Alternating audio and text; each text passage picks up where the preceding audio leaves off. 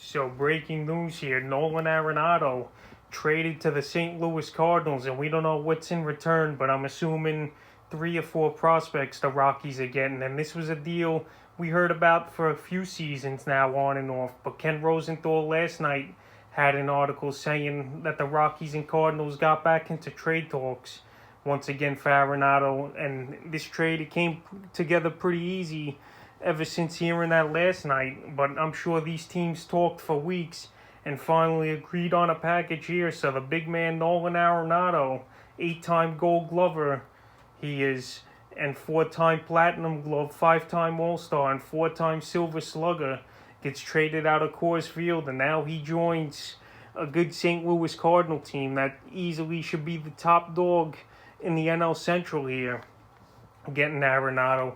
And Arenado, what a career and what a season he's had over the years, with 235 career homers for Arenado and a 293 career batting average. And let's see what he did the last few years.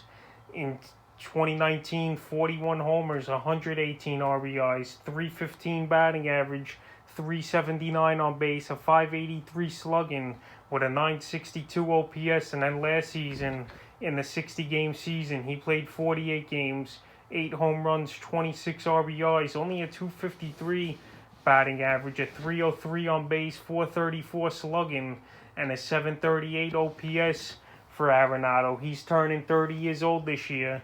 It'll be his 9th year in the bigs, and they're projecting him on the season 28 home runs only, 85 RBIs, a 284 batting average, a 354 on base, a 518 slugging, and an 872 OPS. With Arenado, he's going to be a beast, no doubt about it. I know his splits outside of Coors Field aren't all that great, but I'm not worried about it. St. Louis, it seems like every few years when a big star retires or gets traded or he just declines, they get a new one. Now you got Arenado and Goldschmidt on the same team. That's very scary for a lot of teams to face. You got DeJong over there as well. Colton Wong, I believe he'll re-sign at second base with this Cardinal team. So this Cardinal team's one of the best teams in the National League, and they should have an easy run in the NL Central here with Arenado.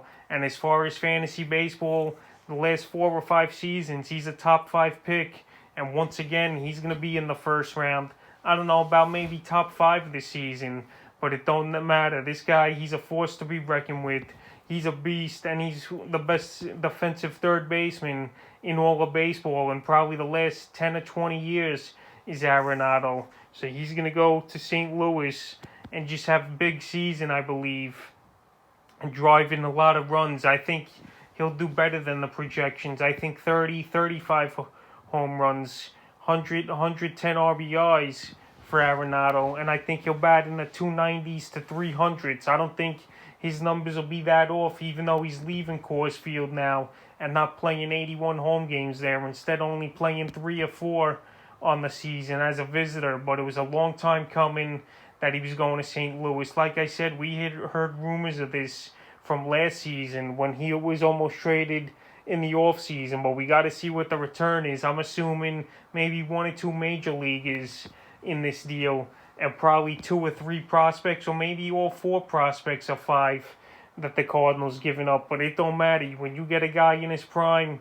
like Arenado, you give it up and you get him. He had 6 years, $199 million left on his contract, also an opt-out clause, but no way he's opting out. He wanted to go to St. Louis. He's going to waive the no trade, and he's going to get his money. So Nolan Arenado traded to the St. Louis Cardinals, and he's going to be a monster for the Cardinals and fantasy owners for years to come, and obviously in 2021.